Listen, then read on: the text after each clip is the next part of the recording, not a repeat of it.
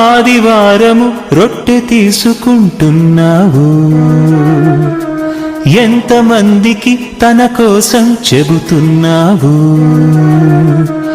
ఆదివారము రొట్టె తీసుకుంటున్నావు, ఎంతమందికి తన కోసం చెబుతున్నావు? రొట్టె తిని ప్రకటించకుంటే అపరాధివి, తన సువార్త ప్రకటిస్తేనే నిరపరాధివి. ప్రభువా ప్రభువని పిలుచుటకు కాదు ప్రతివారం అందరూ కలిసి మోయాలి సువార్త భారం. బహుమానమే బలియాగమై రొట్టె ద్రాక్షారసముగా ముందు నిలిచెను.